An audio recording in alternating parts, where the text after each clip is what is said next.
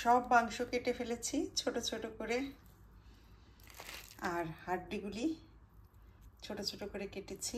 প্রত্যেকটা হাড্ডি ছোট ছোট করতে পেরেছি। আজকে আমি কষাই হয়ে গেছি, একেবারে কষাইয়ের বড় রায়দা বলে নাকি ছুরি, আমি এক্স্যাক্টলি নাম বলতে পারবো না। আজকেই প্রথম হাড্ডিগুলি এত ছোট ছোট করে কাটলাম, আর এইগুলি খেতে এত মজা, সুন্দর সিদ্ধ হবে, আর মাংসগুলি খুবই সুন্দর। কষাই হয়ে গেছি, এইটা দিয়ে কোপ দিয়ে দিয়ে হলো মাংসগুলি কাটলাম। সব শেষ কাটা, এখন প্যাকেট করার পালা। অনেকক্ষণ ধরেই সময় লাগছে, কারণ এক্সপার্ট না তো, প্রথম কাটলাম আজকে এই বড় ছুরিটা দিয়ে। কি বলে এটাকে? চাপাতি, ছুরি না চাপাতি, রায়তাও না, চাপাতি।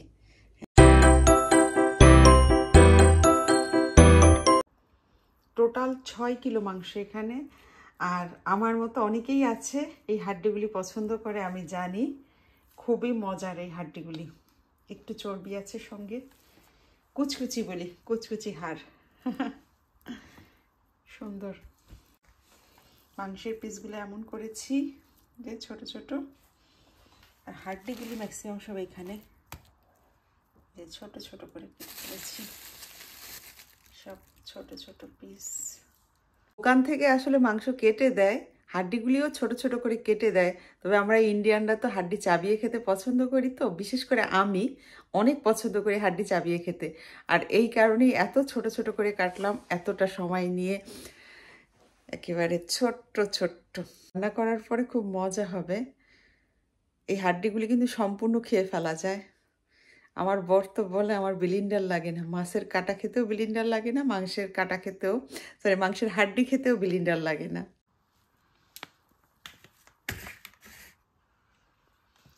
টিম হরটনস, ক্যানাডিয়ানরা সকালের ব্রেকফাস্টে 1 কাপ কাপুচিনো না খেলে তাদের নাকি সকালটাই সুন্দরভাবে শুরু হয় না, আর টিম হরটনসেরই কাপুচিনোটা খেতে হবে। স্কুলের খুব ক্লোজ ফ্রেন্ড কানাডা থেকে বার্সেলোনা এসেছিল, তখন ওদের মিট হয়, আর আমার জন্য এই কাপুচিনোর প্যাকেটটা গিফট নিয়ে এসেছিল। খুবই মজার কাপুচিনো, আমার কাছে কিছুটা হরলিক্সের মতো লেগেছে, খুবই ভালো লেগেছে। আর এই তো ইয়ানামনির পছন্দের পেঁয়াজ বেরেস্তা, রেডি টু ইউজ, কোনো কষ্ট নেই রেডি করতে। টমেটোর ঝুড়ি সম্পূর্ণ খালি, এখন ভরে যাবে। অনেক টমেটো এনেছি।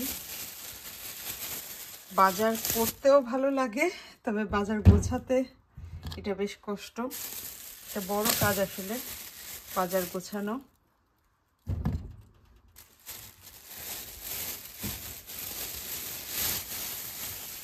টমেটো সাধারণত আমি বাইরেই রাখি, ফ্রিজে রাখলে টেস্টটা ওইভাবে ভালো পাওয়া যায় না। টমেটোগুলি ধরে গিয়েছে, আর এই বাটিটা কিন্তু কাঠের, সুন্দর লাগে টমেটো যখন এই বাটিটার মধ্যে রাখি। স্ট্রবেরিগুলি মুকুল কালকে এনেছিল, ইয়ানা এখনও খাইনি। বেলজিয়ামের স্ট্রবেরিগুলি কিন্তু খুবই মজার। ফ্রিজের বক্সও অনেকটাই ভরা।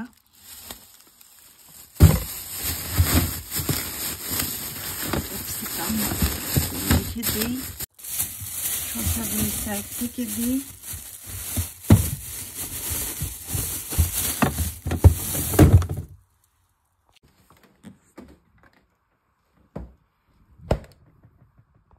সব কাজ নিজেদের করতে হয়। বাজারের ভিডিওটা তো অলরেডি নিশ্চয়ই দেখে ফেলেছেন, আর বাজার গুছিয়ে রাখি কিভাবে সেই ভিডিওটা এখন শেয়ার করছি। মাংসগুলি সব কেটে ফেলেছি, এক হাতে সব কিছু করেছি। ডিপ ফ্রিজে এগুলি এখন রাখতে হবে, জায়গাও কিছুটা করতে হবে, কারণ ডিপ ফ্রিজে অনেক জিনিস আছে। কিচেনটা গোছাবো, দেন আমার রিল্যাক্স টাইম, তারপরে আমি ভিডিও দেখব। আর এর মধ্যে আপনাদের জন্য বাজার করে নিয়ে আসার পরে একটা ভিডিও অলরেডি আপলোড করে ফেলেছি, হয়তো এতক্ষণে দেখে ফেলেছেন। আর বাজার করে আনার পরে কি ধরনের ঝামেলা হয়, মানে বাজার গোছানোটা কিন্তু অনেক বড় ঝামেলা আমার কাছে লাগে। বাজার করতে পছন্দ করি, বাজার দেখতে পছন্দ করি, বাজার ঘুরতে পছন্দ করি, তবে এগুলি সব অ্যারেঞ্জ করতে অনেকটাই সময় লেগে যায়, আমার প্রায় 2 ঘন্টার উপরে লেগেছে।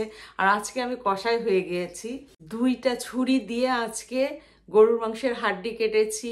চিকেনগুলি তো নরম হয়, চিকেনগুলি কাটতে অতটা কষ্ট না, যদিও দোকানগুলিতে কেটে দেয়, তবে আমার পছন্দ হয়নি। বলেছিলাম যে একটু ছোট ছোট করে কেটে দিতে, তবে আজকে দোকানে অনেক ভিড় ছিল তো এই কারণে খুব ফাস্ট কেটেছে, খেয়াল করে নাই।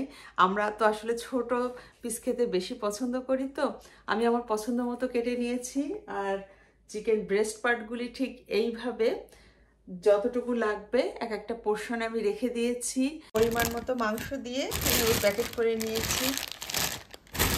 এই তার একটা 1.5 কিলো করে এক একটা প্যাকেট করেছি আমি। এখানে 4.5 কিলো আছে 3টা প্যাকেটে। আর কিমা এনেছি 3 কিলো। কিমাগুলি এইভাবে 6টা প্যাকেট করেছি, 1/2 কিলো করে এক একটা। 6টা, ইয়ানা 6 দিন রান্না করতে পারবে।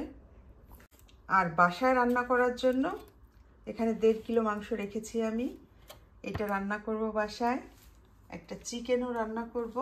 চিকেনটাও কেটে নিয়েছি পিস পিস করে, একটু বড় সাইজ করেই কেটেছি। আর ব্রেস্ট পার্টগুলি ঠিক এইভাবে এক একটা করে প্যাকেট করেছি। অনেকগুলি ব্রেস্ট পার্ট হয়েছে, কারণ 10 কিলো মাংস এখানে। একটা বক্সে জায়গা করে পুরা মাংসগুলি ধরিয়ে ফেলেছি, তবে আগের কিছু মাংস আছে এই যে এখানে, এগুলি হলো রাখতে হবে। ফ্রিজ অলরেডি সাউন্ড শুরু করে দিয়েছে। আগের মাংসগুলি উপর থেকে রেখে দেই। সব ধরবে না, বুঝতে পারছি। এই কয়টাই ধরলো। কিমাগুলি এই সাইডে রাখি। আর 2 প্যাকেট এখানে থাক। আমার ইয়ানা মুনির পছন্দের হাগেনদাজ আইসক্রিম, ও খুব পছন্দ করে। আইসক্রিমগুলো এখানে রাখি। 4টা আইসক্রিম এখানে ধরবে না, এখানে অন্যটা। কাবাব ছিল, কাবাবগুলো এখানে রাখি। ফ্রিজ অর্গানাইজ করাটাও বেশ ঝামেলা। মোটামুটি এখন ফ্রিজ শব্দ করছে, আটকে দিই। নিচের এই ড্রয়ারটা খুলে নিয়ে আসছি। অলরেডি এখানে 2 প্যাকেট মাংস আছে। মুখটা একটা রবার দিয়ে বেঁধে দিলাম যাতে খুলে না যায়। এই বক্সটায় চিকেন রেখে দিলাম, আর এই বক্সটায় গরুর মাংস রেখে দিলাম। এখন নর্মাল ফ্রিজে রেখে দিব। এই 2টা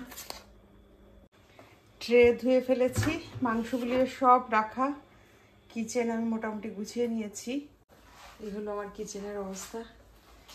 কিচেন ক্লিন, এখন পানি আছে এখনো একটু। আর এইদিকে ওয়াশিং মেশিনও ছেড়ে দিয়েছি, কাজের তো শেষ নেই। কালার 1 মেশিন কাপড় দিয়ে দিয়েছি।